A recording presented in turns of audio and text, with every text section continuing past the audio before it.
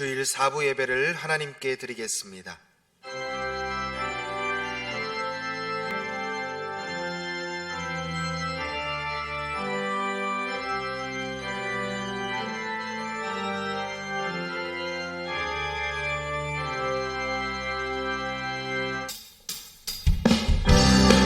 이 시간 살아계신 하나님께 경배와 찬양을 드립시다.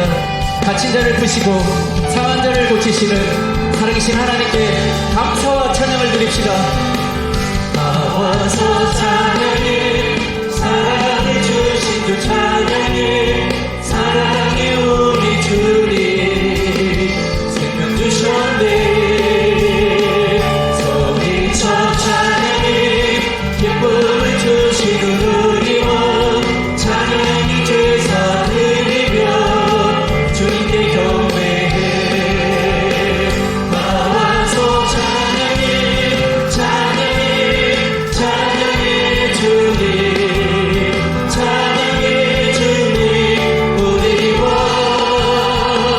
나와서 찬양해, 찬양해, 찬양해 주님, 찬양해 주님 우리 왕.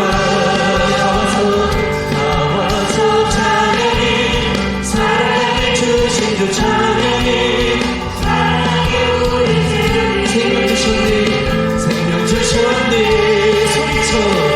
소리쳐 찬양해, 기쁨을 주시는 우리 왕 찬양의 제사 드리며 주님께 경배해.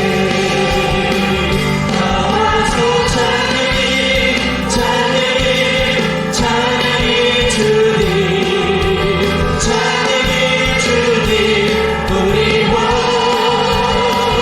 나와서 찬양해, 찬양해, 찬양해 주님, 찬양해 주님. 나와서 찬양해, 나와서 찬양해, 찬양해, 찬양해 주님, 찬양해 주님 우리 왕. 나와서 찬양해, 찬양해, 찬양해 주님, 찬양해 주님 우리 왕. 주님의 영광, 주님의 영광 나타나셨네. 온 능으로 임하셨네. 죽음에서 날 살리신 주 성령, 놀라우신 주 하나님. 우리 처음부터 다시 한번 찬양합니다. 주님의 영광, 주님의 영광 나타나셨네. 온 능으로 임하셨네.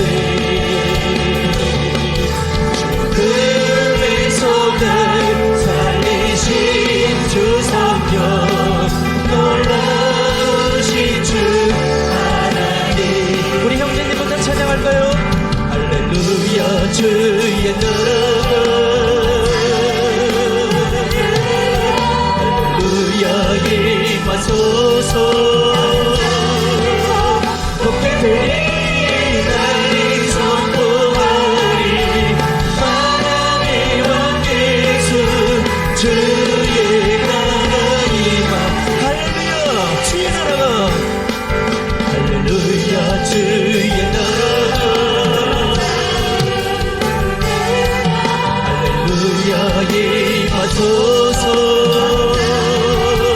복된 되리 나를 선포하리, 사랑의 왕 예수 주의 나를 선포하리. 사랑의 왕 예수 나를 선포하리, 사랑의 왕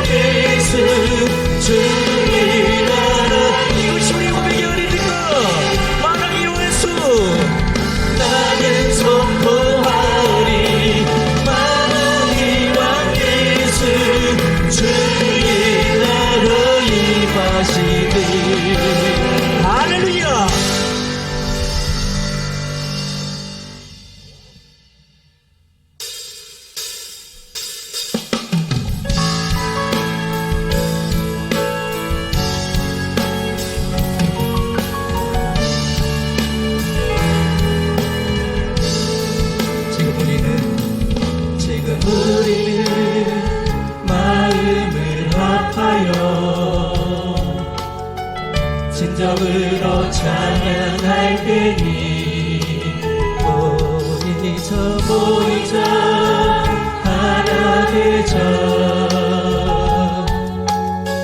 우리가 갈 길이라. 찬양과 오만과 정성을 다해 기도와 주님께서 기도하신 것처럼 말씀 속에 권능으로 임하시니 사랑으로 하나 되자. 우리의 정령 모두 다해 주님을 찬양하며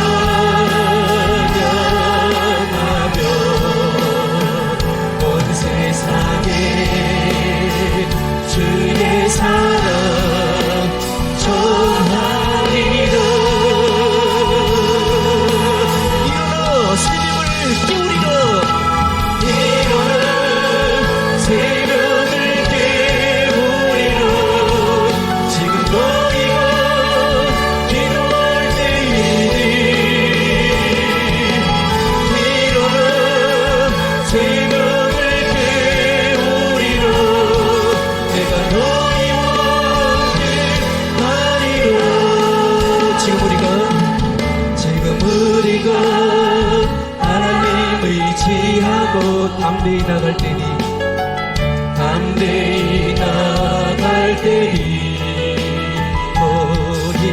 보이자 하나 되자. 주님이 지키시리라.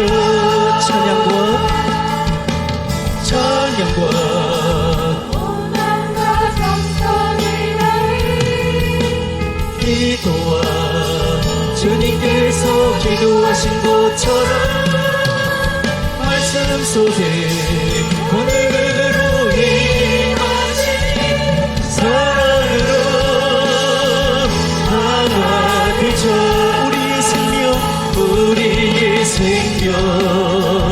모두 다해 주님을 찬양하며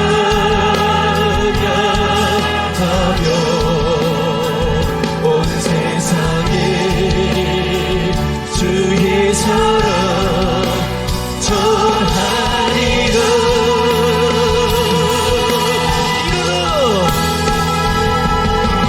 일어나 새벽을 깨우리라. 지금 너희가 기도할 때이니 일어나 새벽을 깨우리라. 내가 너희와 함께 하리라. 찬양과 오만과 정성을 다해 기도와 주님께서 기도하신 것처럼 말씀 속에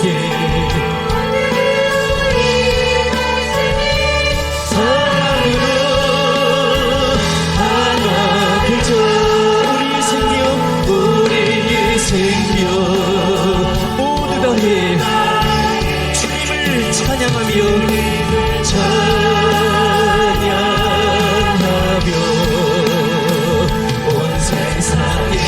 온 세상에 주의 이름을 전하리라.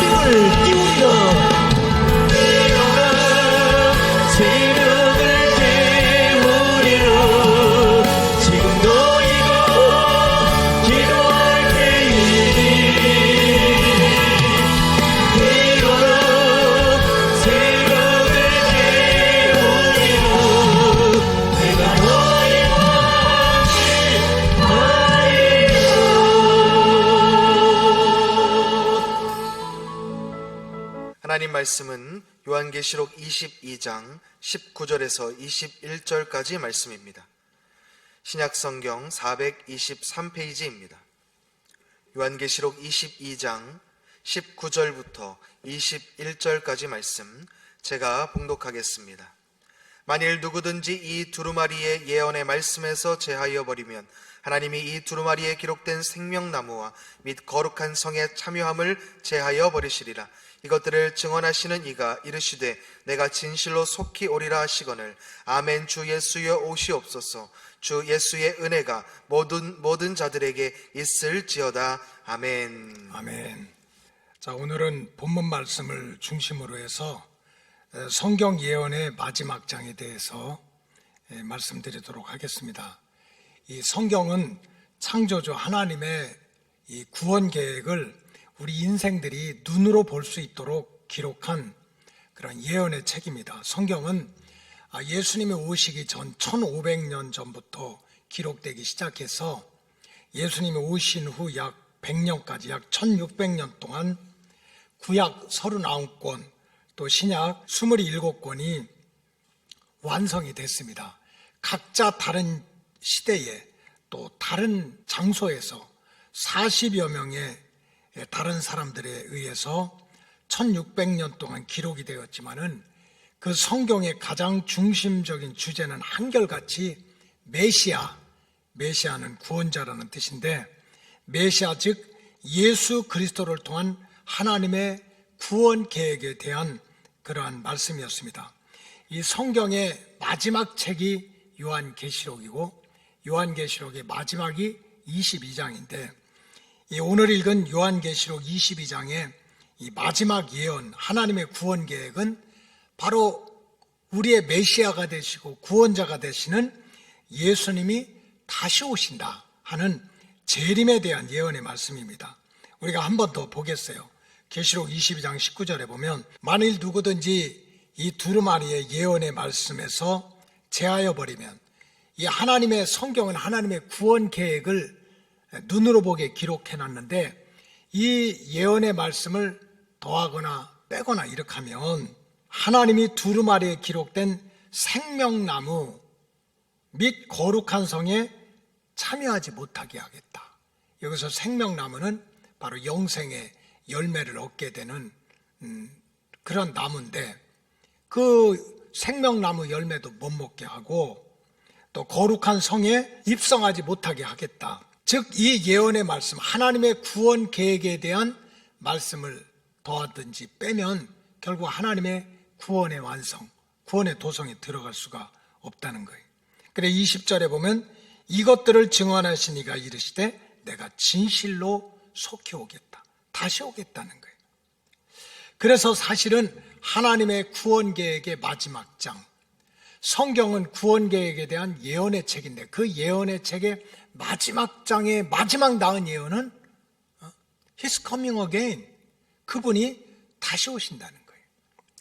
예수 그리스도를 통한 구원 계획을 성경에서는 헬라어로는 유앙겔리온, 이거는 기쁜 소식, 복음, 굿뉴스라는 말로 표현이 되고 있어요. 사도 바울은 이 예수 그리스도를 통한 구원의 기쁜 소식, 즉 복음은 모든 믿는 자에게 구원을 주시는 하나님의 능력이 된다는 거예요.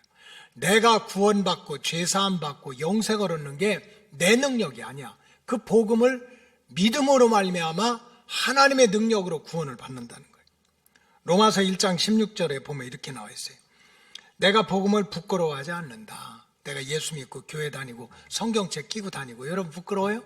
그거 안 한다는 거예요. 왜냐하면 이 복음은 모든 믿는 자에게 구원을 주시는 하나님의 능력이라는 거예요. 이 사람이 유대인이냐 헬라인이냐 야만인이냐 지혜 있느냐 성공했냐 실패했냐 사람들이 알아주냐 몰라주냐 이게 중요하지 않다는 거예요.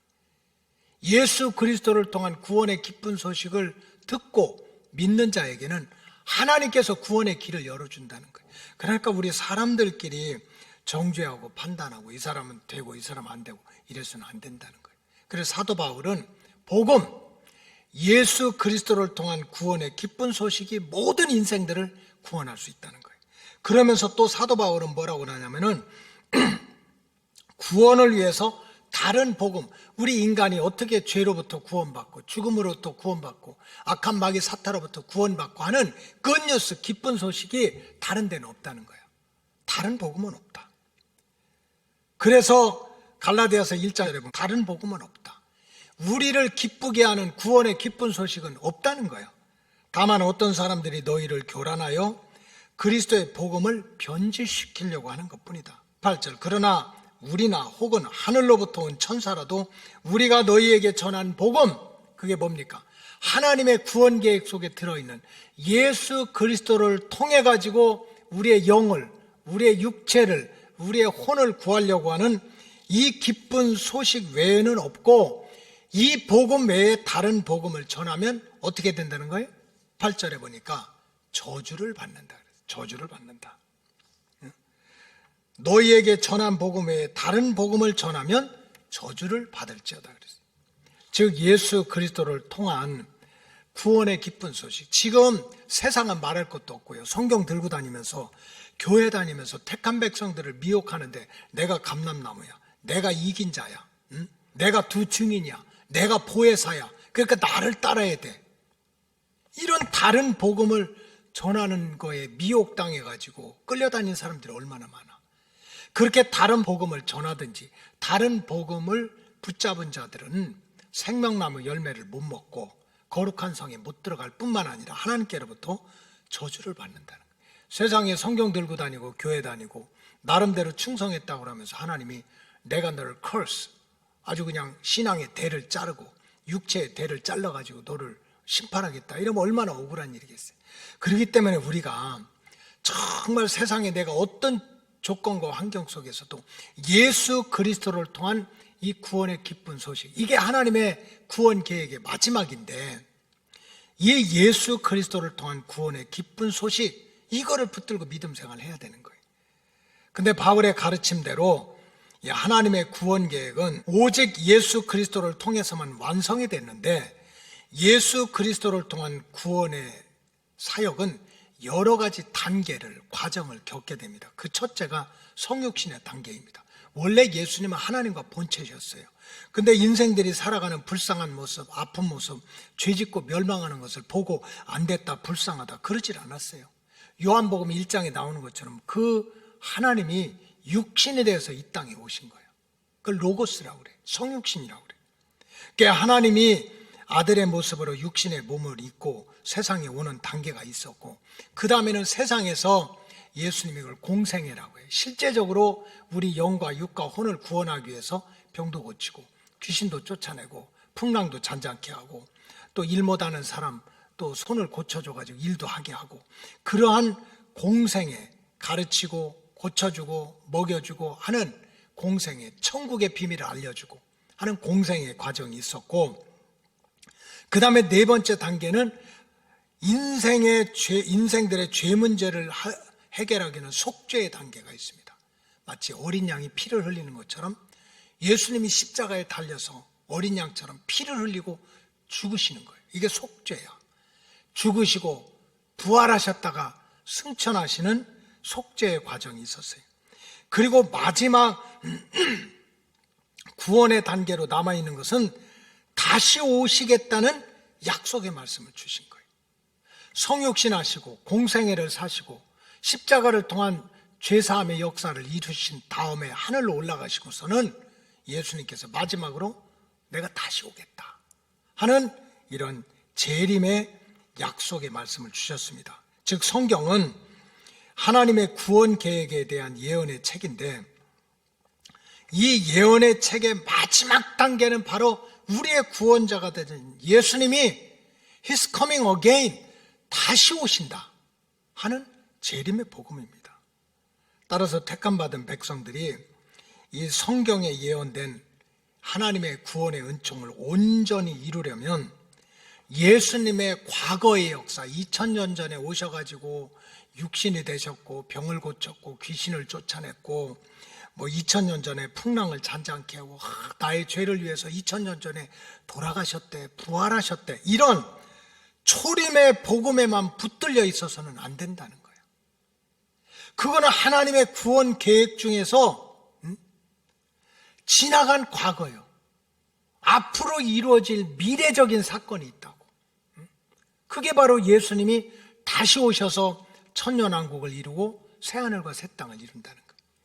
여러분 한번 생각해 보세요. 요즘에 초등학교 운동회 하나?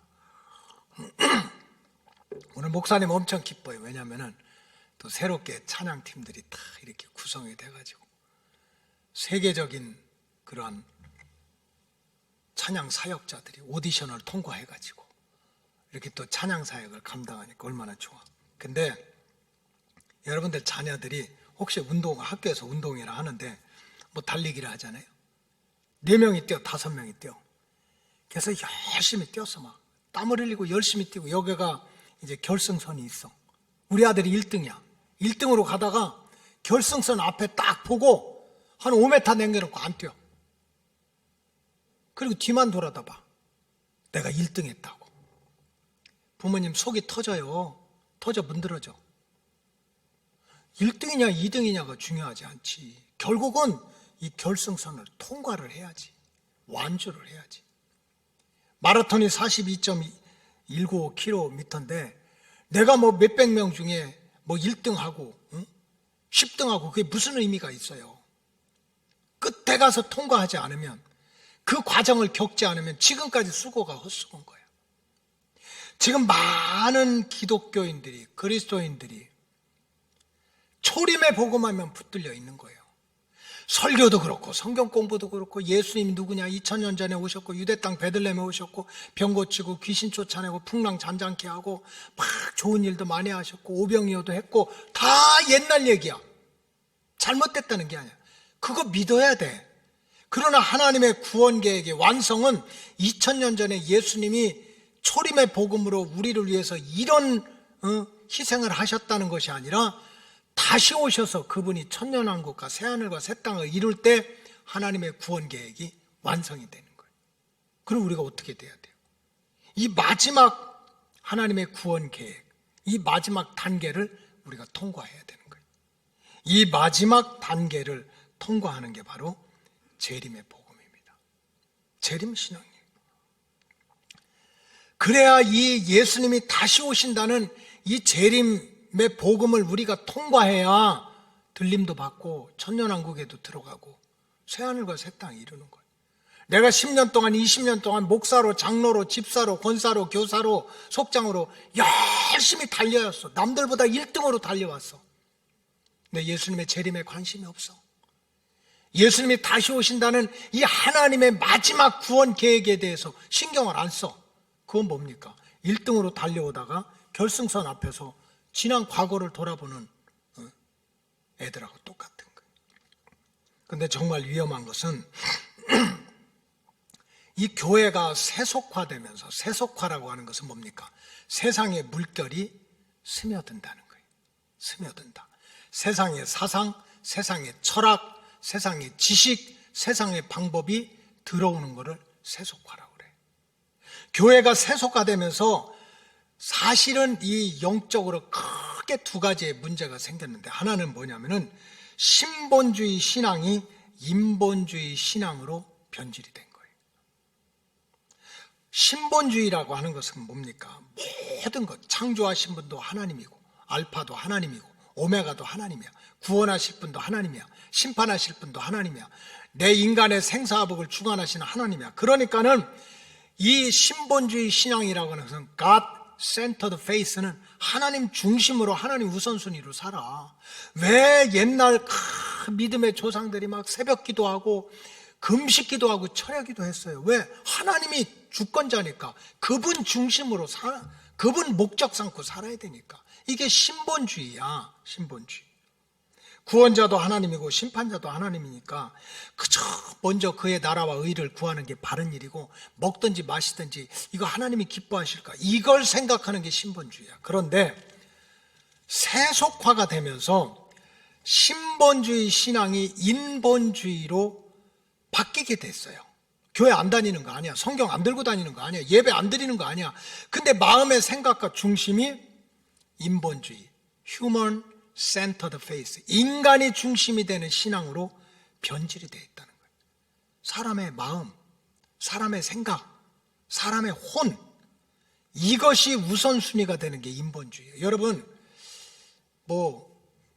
우리나라에서도 누가 그런 말을 썼는데 절대적으로 여러분 정치적으로 듣지 마시고요. 사람이 먼저다 이런 말을 하신 분이 계셔. 100번 1000번 맞는 얘기예요. 사람이 먼저지. 길거리에서 이 대로상에서 차가 싱싱 달리고 사람이 있으면 사람이 교통 신호가 빨갛든 노랗든 사람이 먼저 중요하지. 아니 빨간 신호등에 사람 걷는다고 저 사람 교통법규 어겼으니까 내가 차로 맘대로 가? 나쁜 사람이지. 사람이 먼저라고 하는 것은 100번 1000번 생각해도 맞아요. 여러분, 강아지가 아무리 이뻐도 사람이 먼저 아니에요. 한 달 전에도 영국에서 개를 하도 사랑해가지고 자기가 난 깜나내기 하고 개하고 같이 놨어. 개가 애기 물어 주겠잖아. 여러분, 개가 아무리 이쁘고 아무리 사랑스럽고 엄마 갔다 올게, 그 사람 얼굴 아무리 개를 자식처럼 사랑해도 사람이 먼저 하는 말은 맞다니까. 또 그렇게 해야 되고. 그러나 영적으로 보면 사람이 먼저다라고 하는 인본주의라는 게 얼마나 우리 신앙을 병들게 하는지를 알아야 돼요. 사람이 먼저다, 사람이 중심이다. 이거를, 그래서 사람의 권리가 중요하고 사람의 행복이 중요하고 사람의 성공이 중요하고 사람의 자유가 중요하고 사람의 인권이 중요하다는 걸 앞세우게 되면 하나님을 잃어버리는 거예요. 신본주의가 인본주의로 되면 하나님의 계획, 하나님의 절대성, 하나님의 무슨 역사, 이거는 잃어버리는 거. 왜? 인간이 중심이 되니까. 여러분, 세속주의가 들어오면요, 신학자라도 소용없어요. 20세기의 최고의 성서신학자가 루돌프 불트만이라는 분이에요. 이렇게 두꺼운 책도 많이 졌는데, 제가 대학원 다닐 때 그분 책도 많이 공부를 했는데요. 여러분, 이분은 뭐라고 그러는 줄 압니까? 신학은 인간학이라는 거야. 원래 신학이라는 것은 영어로 theology야. 헬라어로는 theos, logos라는 거야. theos가 신이야. 신에 대한 학문이야. 근데 인본주의 사상이 들어가니까 신학은 인간에 대해서 얘기하는 거야. 여러분, 인간에 대해서 집중하게 되면 하나님을 잃어버려요. 하나님을 잃어버리게 되면, 창조주 하나님, 구원자, 심판자 하나님을 잃어버리게 되면 예수님이 다시 오신다, 천국이 있다, 지옥이 있다, 이거 완전 무시하게 돼요. 그러니까 영혼의 미래가 멸망할 수밖에 없는 거예요. 이게 지금 세속화되면서 나오는 현상이에요. 또 하나, 세속화되면서 오늘 영적으로 크게 문제가 되는 건 현세주의입니다. 현세주의라는 것은 내가 사는 이 세대가 중요하다는 거예요. 무슨 소리 하지 마. 조상이 어떻게 됐든 앞으로 지구가 어떻게 됐든 내가 사는 이 한 세대가 중요하다는 거예요. 한 세대가 얼마나 맞아요? 인간이 우선이고 내 인생은 한 번밖에 없는데 조선시대가 어떻고 내가 죽은 다음에 세계가 어떻게 돼. 내 세대 이 한 세가 중요하지. 그러니까 현세의 축복, 현세의 평안, 현세의 성공, 현세의 자유만 중요해요. 이거 다 맞는 얘기야. 우리가 짧은 인생, 바람같이 지나가는 인생 행복하게 살아야지, 건강하게 살아야지, 자녀들 잘 돼야지. 참 우리 교인들이 몇만 명 아니고 그런데도요, 하루 한 날 그냥 지나갈 데가 없어. 맨날 새벽 밤으로 기도할 제목이 얼마나 많은지 몰라. 그러니까 여러분들의 영이 잘 되고 육체도 잘 되고 마음도 평안했으면 좋겠어요. 그러나 성경에 보면 이거는 지나가는 바람이라는 거예요. 우리의 영혼의 미래가 있다는 거야. 영원한 천국이 있다는 거야. 근데 세속주의가 들어오게 되면 인본주의에 빠지게 되고 현세주의에 빠지게 돼요. 아까 미래에 천국이 있다, 미래에 지옥이 있다, 하나님의 구원이 있다, 심판이 있다, 신경 쓰질 않아요. 믿지도 않아. 관심도 안 둬. 그러고 나니까 어떻게 돼요?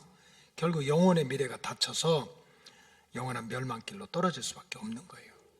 그렇기 때문에 정말 우리가 겨자씨만한 믿음이 있다면 이 세속주의, 세상으로부터 들어온 사상, 지식, 철학, 경험들이 미혹당해가지고 사람이 먼저다, 또 이 세상이 전부다 하는 이런 일들을 물리치고 전능자가 되시고 절대자가 되시는 하나님의 구원 계획에 집중해야 되고, 특별히 하나님의 구원 계획을 보니까 2000년 전에 끝난 게 아니라 마지막 완성은 하나님의 아들 예수가 다시 와서 새하늘과 새 땅을 이룬다는 거예요.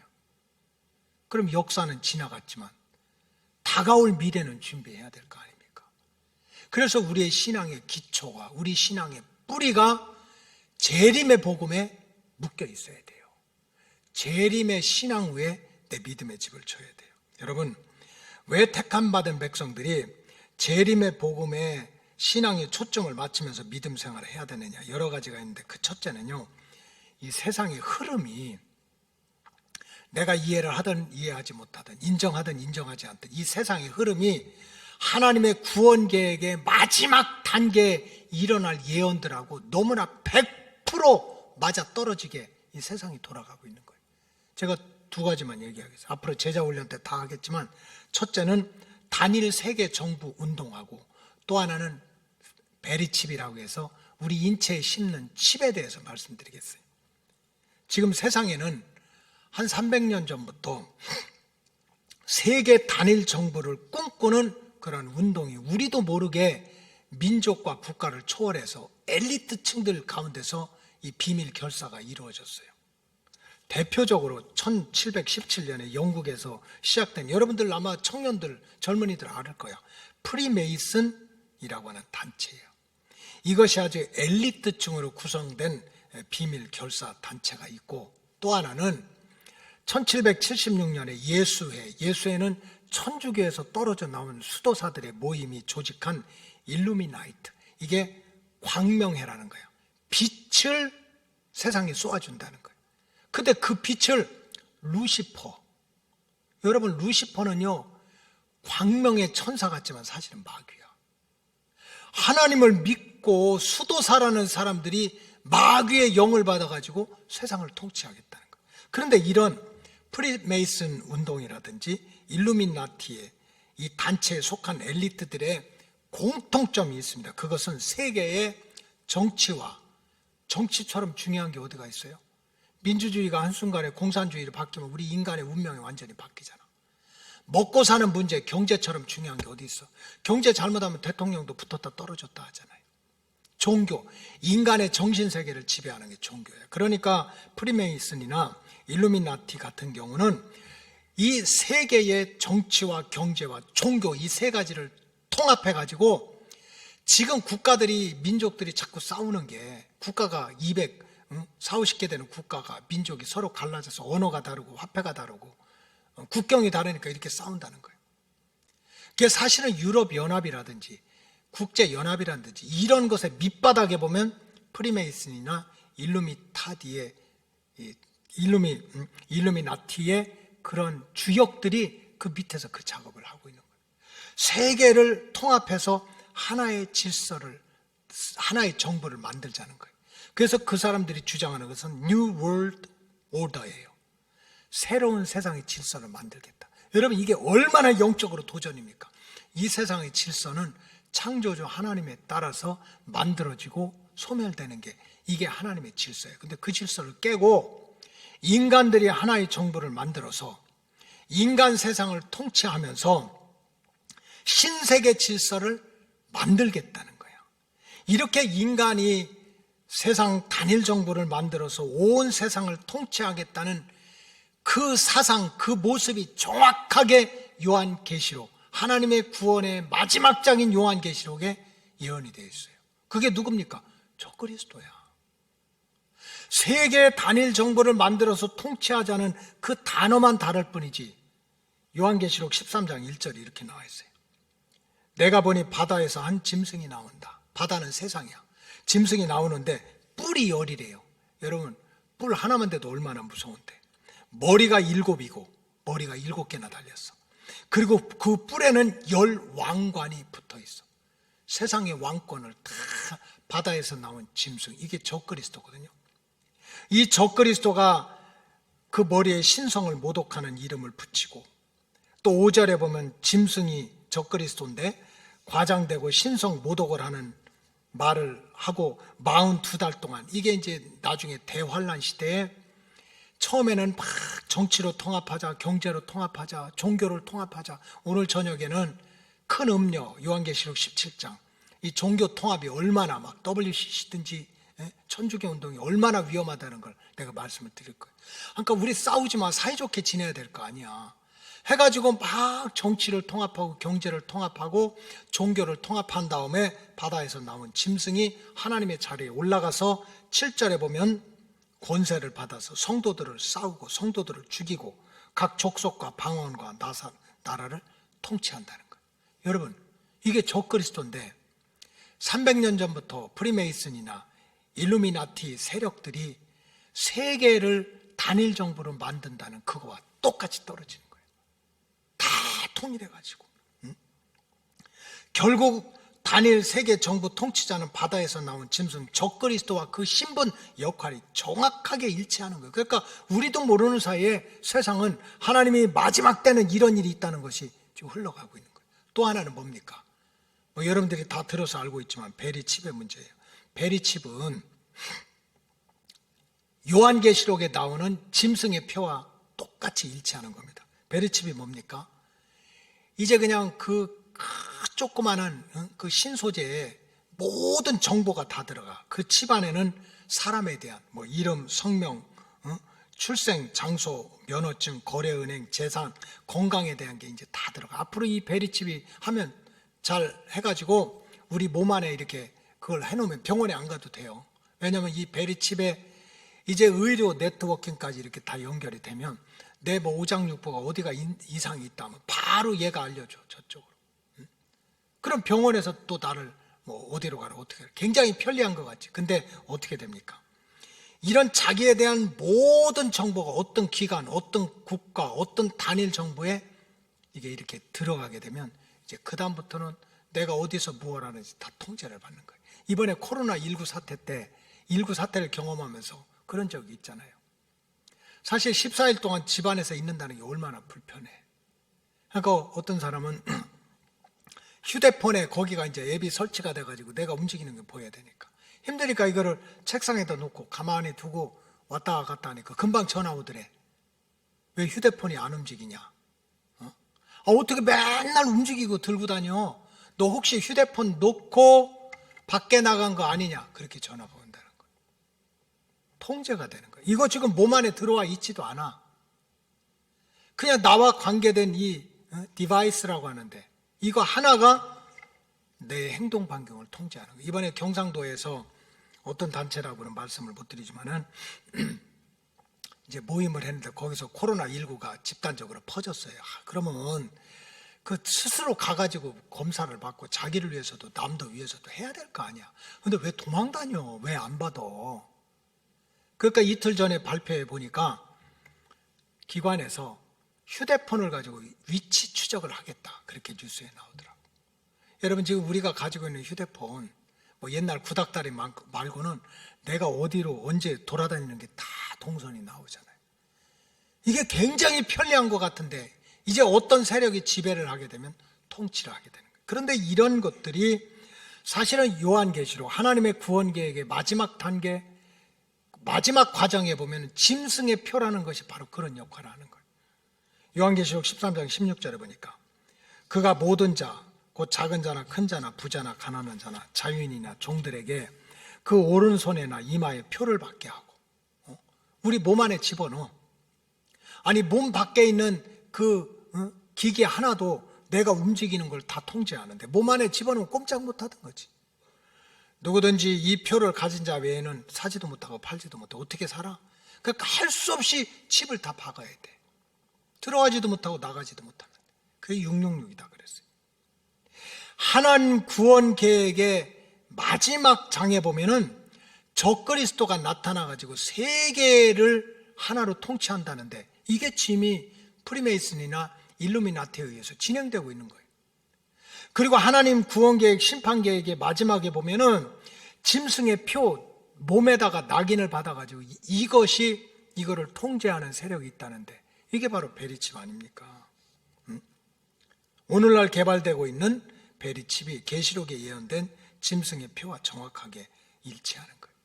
결국 내가 이해를 하든 못하든 인정을 하든 하지 않든 세상의 흐름이 이렇게 성경의 마지막에서 예언된 종말론적인 현상들, 하나님의 심판과 구원에 대한 현상들과 100% 싱크로 된다고 그러나요?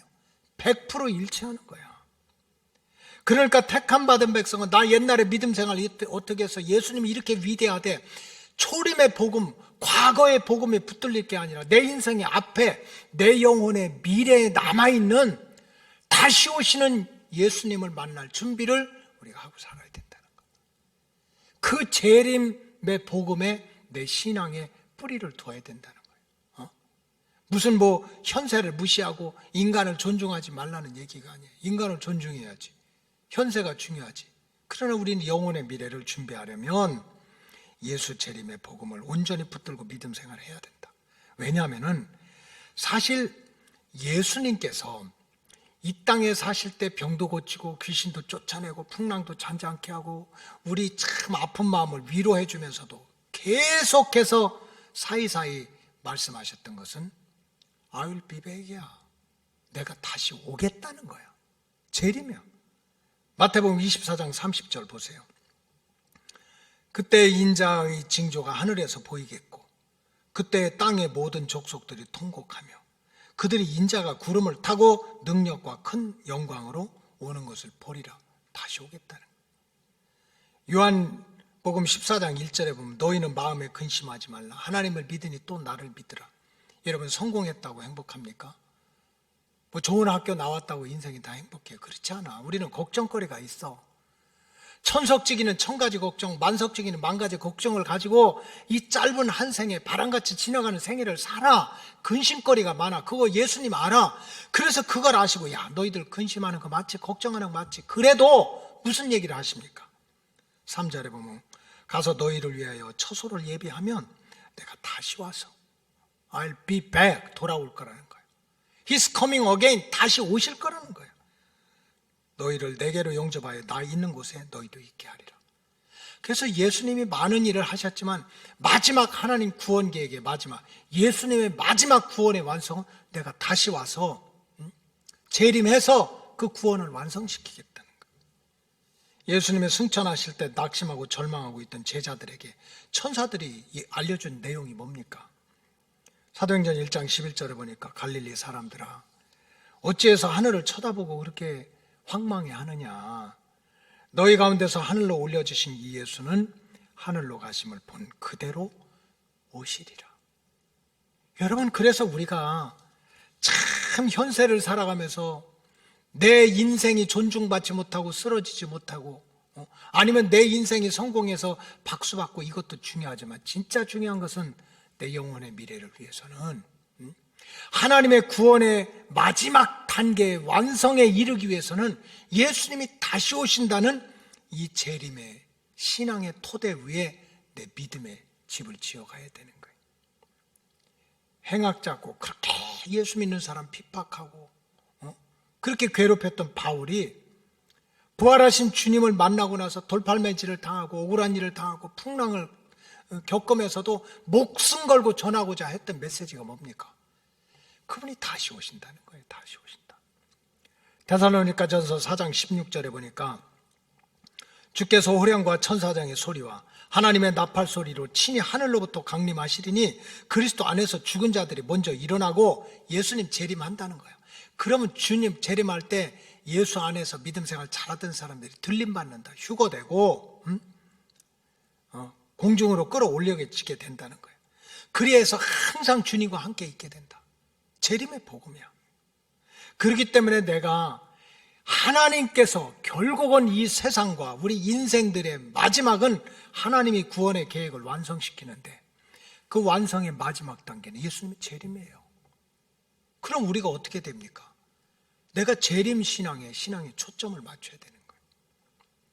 그리고 기독교 역사를 보니까 정말 환난의 시대에 또 어려움 시대에 자기 믿음을 생명처럼 지킨 사람들의 특징은 재림의 복음을 붙들고 있는 사람이에요.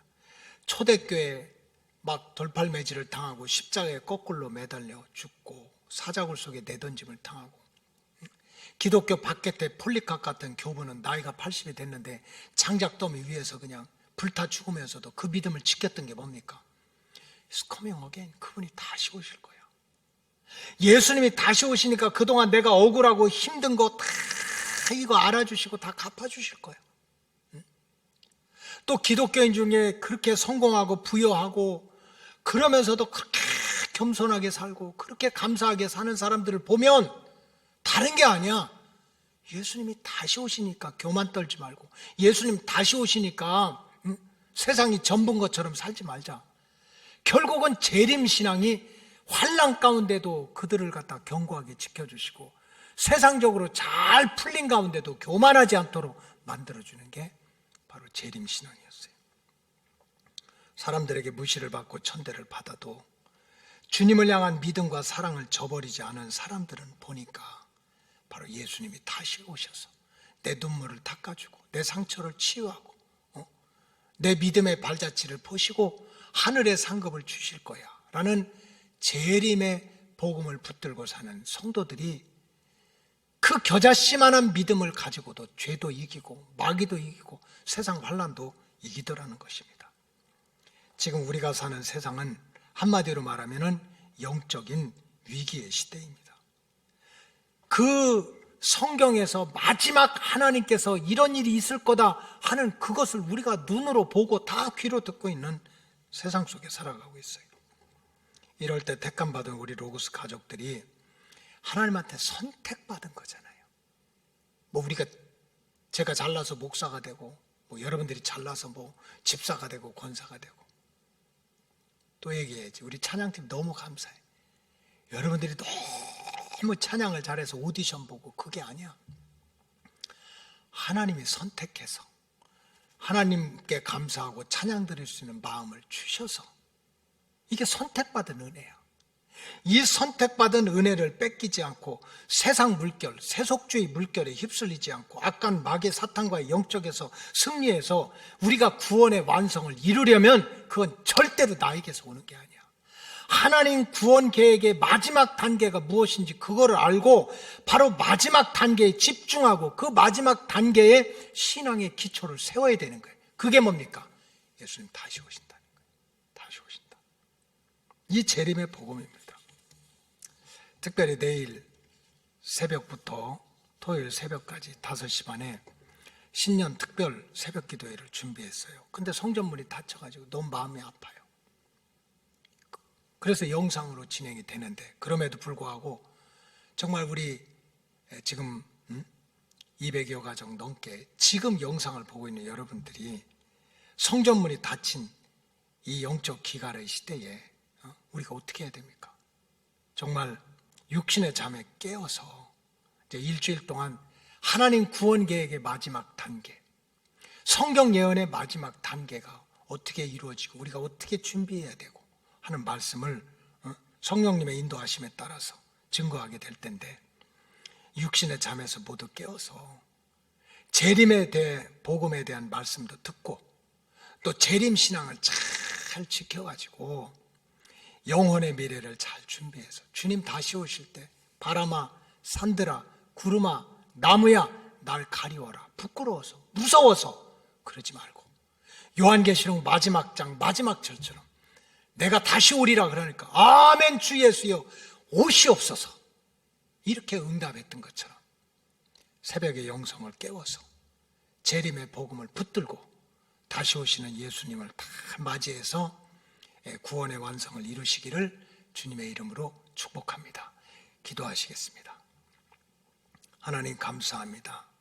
하나님 구원 계획의 마지막은 바로 우리의 구원자가 되시는 예수님이 다시 오셔서 우리를 들림받게 하고 환난을 피하게 하고 천년 왕국을 은혜를 베풀어 주시다가 새하늘과 새 땅을 이루게 한다는 하나님의 구원의 계획의 마지막 과정이 남아 있습니다. 과거에 붙들리지 말고 초림의 복음에 붙들리지 말고 우리 로고스 가족들 재림의 복음의 토대 위에서 다시 한번 영이 살아나고 육이 살아나고 혼이 살아나서 다시 오시는 주님을 맞을 준비를 잘 할 수 있도록 도와주시옵소서. 축복하오며 예수님의 이름으로 기도하옵나이다. 아멘.